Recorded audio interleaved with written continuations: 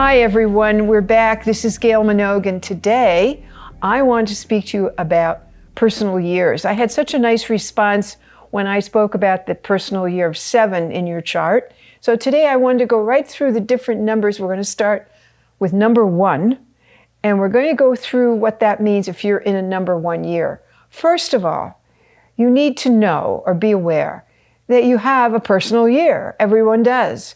So in 2024, when this video is being made, 2024, when I add those together, it's an 8 year, 2 plus 2 plus 4.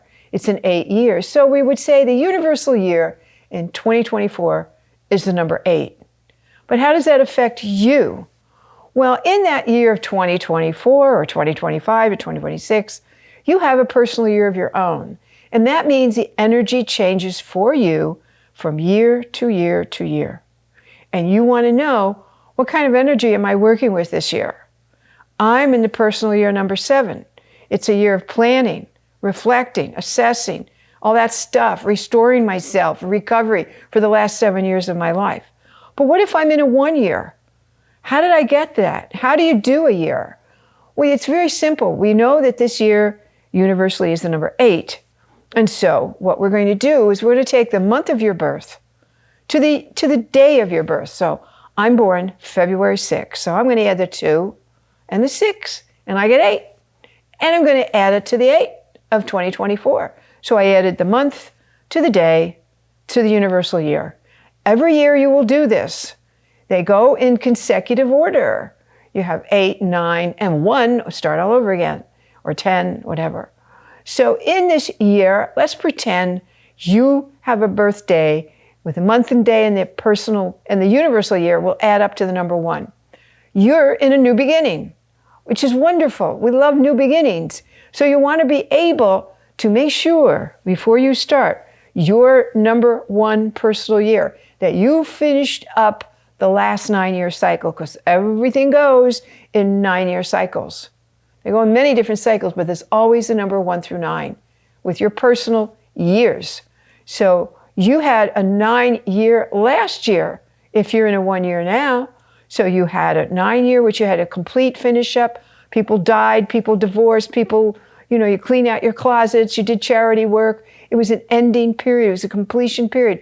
It's like Farmer Brown goes to the field. It's snowy. He doesn't plant. He just cleans up and prepares for the spring. So here you are. You are now in the spring. You're in a 1 year. You launch things. You plant your seeds. You do all the things you need to do to begin. You take a new job. You look at job interviews. You might look at other areas to live. You start the things you've wanted to do forever. You start them in a 1 year. It's a great beginning. Don't go back and ruminate over the last 9 years or what you could have, should have, would have done. You are in a new beginning. Now, one of the issues you're going to find in any personal year is that the month that you fall in that year, so say you start in January, February, that's pretty much the beginning of the year. So you can safely say, I'm in a 7 year because the month and day is first part of the year. But what if you're born in November? Are you still in that year? Does your personal year start in November? No. What happens is the year is already begun, whether it's 2024 or 25, but you have to be able to blend part of the old year into your 1 year. So say if you're coming out of a 9 year, an ending year, you're going to begin a new beginning in the 2024 personal 1 year, you will have to still finish up and blend the old with the new to get to the second half of the year. So in many ways, people who are born very late in the year have kind of a combo year, the previous year and part of this new year. Energy is always stronger in the second half of a year. So if I'm personal year 7, it gets stronger. Here I am in June. And so it's going to get stronger in even the 7th month year, which is July, in my 7th year. So I would expect July, I think I'll go camping and get away because there's not much that's going to get accomplished in July. It's my 7th month in my 7th year. So you always want to know your personal year.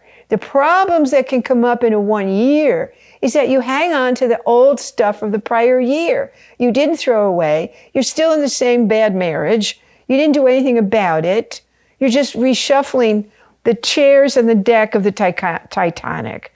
You're carrying the old thing. It's like somebody moving forward in life with cement over shoes. So you have to be careful that you really allow yourself to begin anew and fresh. Fresh ideas, fresh business. You can make your big purchases in a 1 year. It's a new beginning.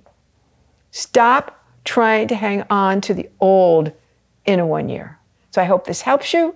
If you need my personal help with your 1 year, get in touch with me. I would be glad to go through finer points and answer questions that will help you. The idea is to prevent you from getting into problems. That's the whole idea. Let's enjoy your life and not have to constantly go back and fix the same old thing. So I look forward to the next time. Always, thank you so much for watching. You know, one of the things that I get a lot of comments about is going over their own personal name and date of birth and timing and personal year and all that. So I wanted to suggest to you, if not with me, with someone else, to please get a private session. There's all types of sessions to get, and it will really help you. Never ever go into apartment or new house to make a move without talking to me or knowing how this place, the number on this house or apartment, relates to your own personal chart. You do not want to move into a place that will activate existing karma in your chart. It's very important. So please get back with me, because some of the comments I get could be really clarified with just a private session. So I look forward to talking with you. Please send your questions. They're always welcome. Thank you.